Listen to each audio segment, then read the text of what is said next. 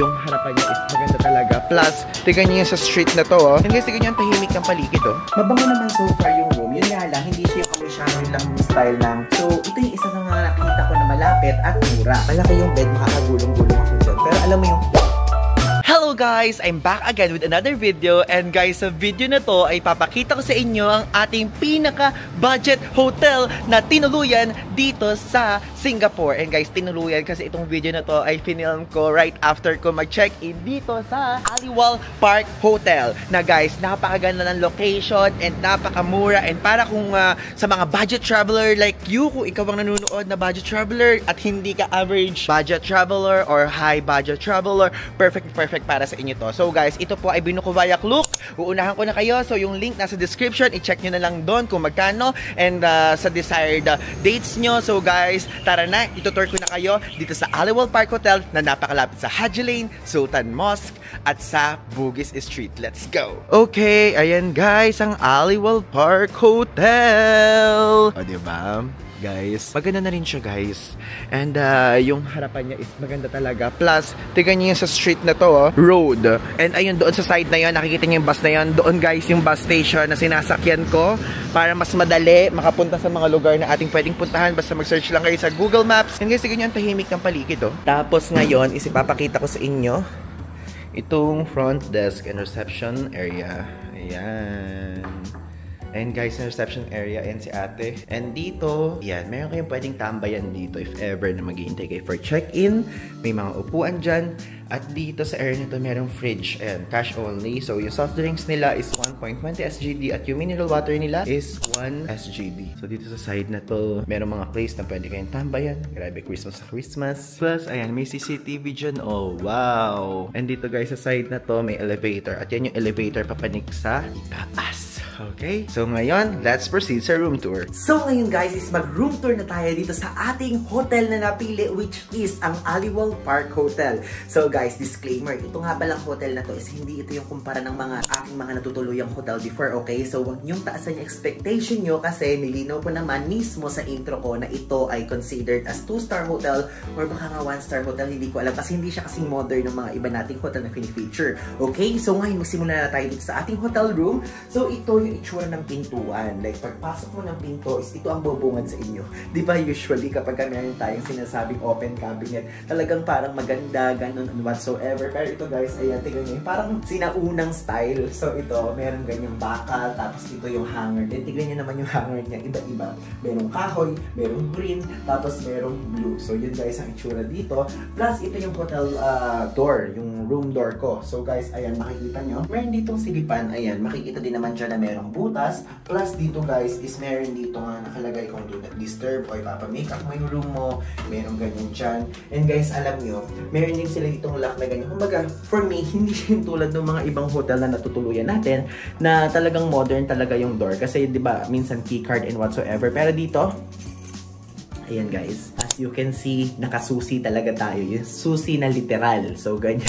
Di susi pa to. Plus, tiga nyo naman guys, kala ko keycard nung una to, pero ganito yung binigay nila sa akin. So, nakalagay dito yung room number, yung wifi password na nakaprint. So, talagang parang hindi pa siya modern na modern tulad ng mga ibang hotel na tinutuluyan natin. At least, honest ako sa mga binibigay ko sa inyo na mga feedback, okay? So, guys, dito naman tayo magtungo. Ayan, makikita nyo. Kita pa lang dito na yung mismong switch niya. Ayan, hindi talaga siya yung switch na, yung parang usong switch, yung parang makaluwa pa rin switch. So, ito parang hindi gumagana tong ano na to. Pinifigure out ko kung saan siya, but hindi ko malaman kung ano. Pero ito, ayan, yung ilaw, then on, off yan. Tapos nakalagay dito, insert key for power. So, nung una, inilagay ko yung key ko dyan. So, tinry ko kung hindi ko ilalagay yung key kasi syempre, ang iniisip ko, gusto ko nakabukas yung aircon, tapos yung aking power bank, gusto kong i-charge and whatsoever. So, okay lang din naman pala na hindi isaksak yung key. Kumbaga, hindi talaga siya gumagana. Di ba dapat nakaganyan yan? So, okay lang din kasi wala naman dyan. So, magtungo na tayo dito sa mismong hotel hotel room. So, ayan guys, as you can see, yung hotel room, I mean yung mismong bed is napakalaki. It's either double bed ba to or queen size bed. Kasi guys, hindi ko mapag-kumpara yung dalawa na yun. So, kayo na lang mag-figure out. And malambot naman siya ya. Don't get me wrong. Okay yung bed. Kasi guys, yan naman ang mahalaga. Pero at the same time guys, yung mismong style ng room is talagang parang medyo luma din guys yung style. Kasi dito, as you can see, yung wallpaper niya, alam niyo yung wallpaper na mga napapanood natin sa mga movies sa Netflix. Parang ganun yung itsura niya. Parang sa mga castle. Ganun yung itsura. And ito yung itsura ng saksakan. Diba usually naman kapag ka naman nag-hotel tayo is meron tayong saksakan na pang cellphone. So ayan guys, itsura niya may on and off na ganyan. Tapos may telephone pa. Tapos may patungan dito. And then may pa-air freshener sila dun sa side na yun. And mabango naman so far yung room. Yun nga lang, hindi siya yung amoy Shangri lang style ng room. And guys, dito, ayan, as you can see, meron ditong bintana. Ayan, yung bintana niya.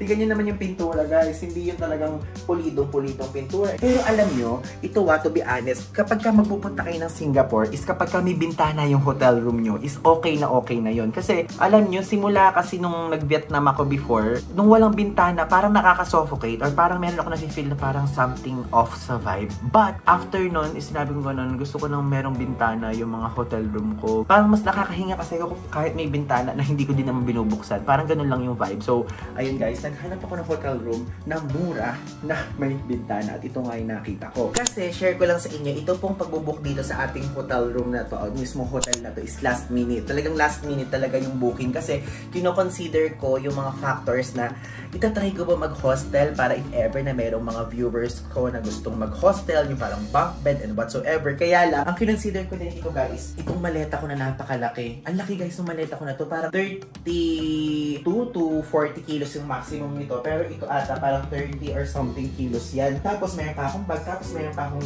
eco bag na dala kasi guys, napakadami ko talagang dala kasi for your information, hindi ko na isisikreto. After kasi dito sa Singapore, pupunta tayo ng Malaysia, then after na mag-Vietnam tayo. So, parang feeling ko hindi ko kaya mag-bunk bed ulit kasi may mga kasama, gusto ko secured yung mga gamit ko kasi guys, napakadami kong dalang gadgets, napakadami kong dalang mga valuable things, kaya gusto ko kahit paano may privacy. Mas okay na sa akin yung parang bawasan natin ng onti yung budget natin, yung expectation natin, I mean, basta private yung room at may private bathroom para makakilos tayo ng maayos pa natin ilagay yung mga natin, gamit natin na hindi tayo mag-worry na mawawala, ganon.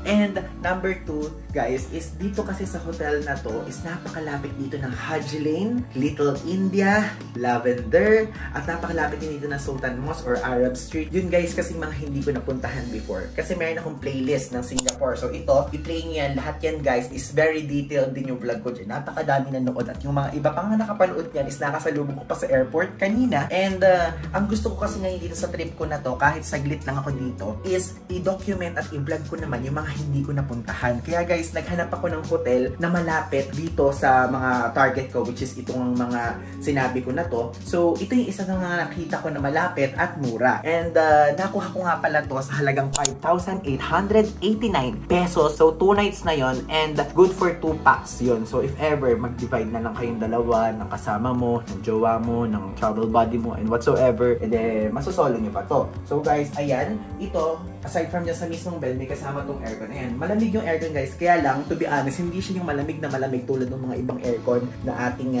na pupunta sa atin kapag meron tayong mga hotel room. And dito, meron dito maliit na work table.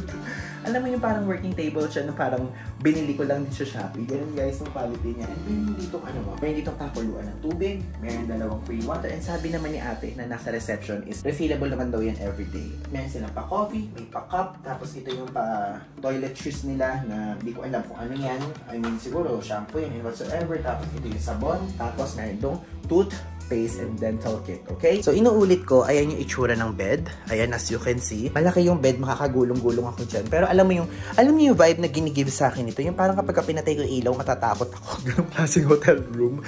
But, okay lang yun. Hindi ko nalang papatayin yung ilaw. Andito guys, sa side na to, meron siyang TV and meron silang pa towel. Plus ito guys, yung tinatawag nating bathroom syempre. So, ayan. Pupush nyo ganyan. So, ayan. Ayan yung itsura ng bathroom niya. So, parang pa rectangle angle yung bathroom. And makikita nyo, dito meron dyang toilet bowl. Yun nga lang, wala uling bidet. Bidet yung ating hinahanap lagi. So, that's a deal breaker. So, guys, ito, meron din dito salamin. And maganda naman yung faucet nila. Tignan mo, medyo makabagong style. Hindi yung para sa atin na pinipik na ganun. And meron silang heater. Plus, ayan yung shower, guys. And malakas naman yung shower nila, yung pressure. And for me, medyo mas malaki nga itong CR na to compared dun sa Hotel Snow Lavender na aking tinuluyan previously. So, okay na din. So, yun guys. Maganda din naman itong hotel na to for the budget travelers. Kung yun yung type nyong traveler kapag kayo ay nagta-travel. Plus, meron din dito pasakit. May pasakit dyan pag kayo-charge yung mga phone nyo, mga laptop nyo, ayan. Kanyari, power banks, and etc. So, yun guys. Yung unang aking feedback at yun yung aking honest review talaga dito sa aking hotel room dito sa Aliwal Park Hotel. Kasi guys, alam nyo, isa talaga sa mga reasons tulad ng sinabi ko sa inyo kanina na kinonsider ko dito is guys, gusto ko nga na may bintana. Tapos, gusto ko nga private room, may private bathroom. Tapos, gusto ko syempre mura at affordable kasi nga 3 destinations yung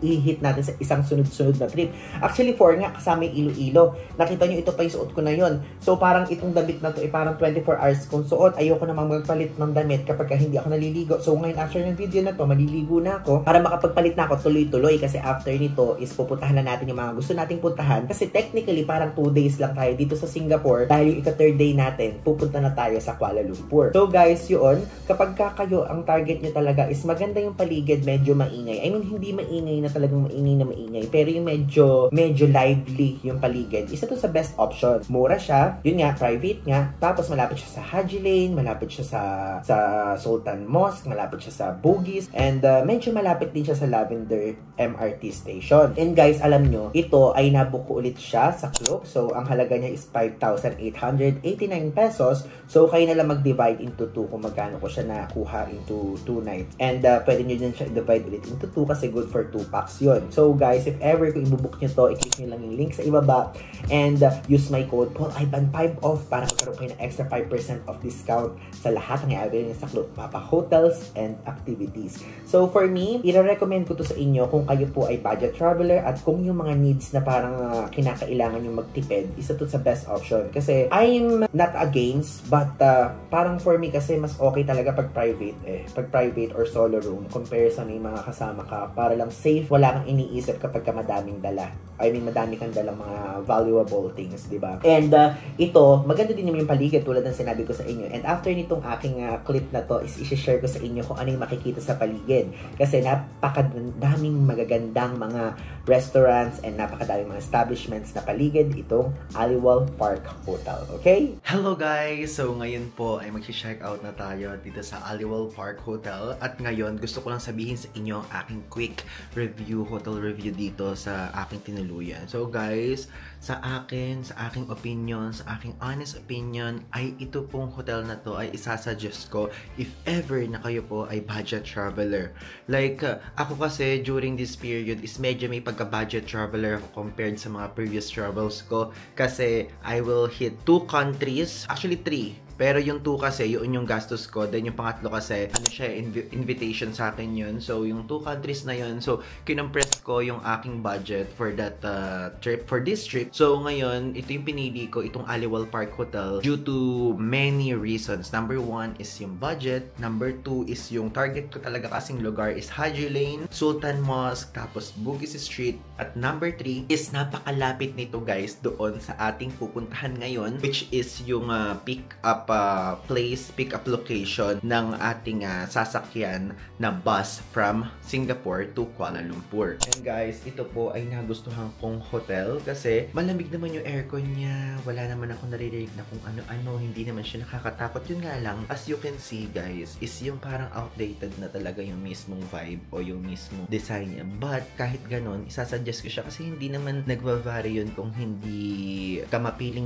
sa hotel kasi napakadami ko naman na natuluyan hotel so far sa lahat ng mga travels ko at okay na rin sa akin to since dito sa Singapore guys is super mahal talaga. Super mahal ng hotel considering na ang gusto mo talaga is private room with private bathroom, ganon. So kasi guys, yung price nito kung ikukumpara mo talaga sa Klook, kung ikukumpara mo sa kahit sa ang booking platform, yung price na nabook ko dito, which is ito yung price yung nasa screen ngayon, is ang presyo na yan pang bunk bed o yung pang double deck.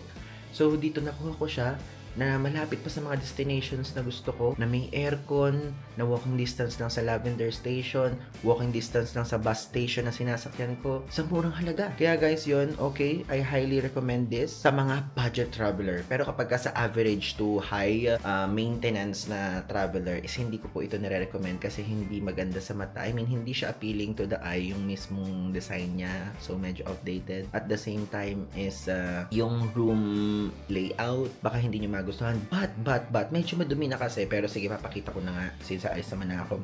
So, ayan guys, itong ating floor is malaki-laki. Kaya ko sinabi malaki-laki kasi sa Singapore, kapag ganitong presyo guys, maliit yung room. So, wala kang hindi mo mabubuksan yung maleta mo and whatsoever, pero dito nabubuksan ko. So, yun guys, gusto ko lang i-share sa inyo aking quick thoughts dito sa Aliwal Park Hotel para if ever kung naghahanap kayo ng budget hotel, isa ito sa highly recommended kong hotel, okay? At kung naghahanap pa kayo ng ibang hotel na talagang nire-recommend ko, pwede nyong check din yung aking previous vlog tungkol sa Hotel Snow Lavender, which is dito din yun sa area na to, plus yung Hotel G1 Hotel. So, ilalagay ko na lang yung link sa description para guys, kayo ay updated at malaman nyo kung saan ba siya specifically. So, yung isa sa hotel na yun is medyo high class at yung isa naman is budget hotel din, okay? So, yun guys, maraming salamat. If ever kung gusto nyo i-book yung hotel na to, is guys, okay, nire-recommend ko naman siya and also use the link below and use my code POLAIPAN5 para magkaroon kayo extra 5% of discount sa lahat ng hotel nyo sa globe. Mapa-hotels and activities. So,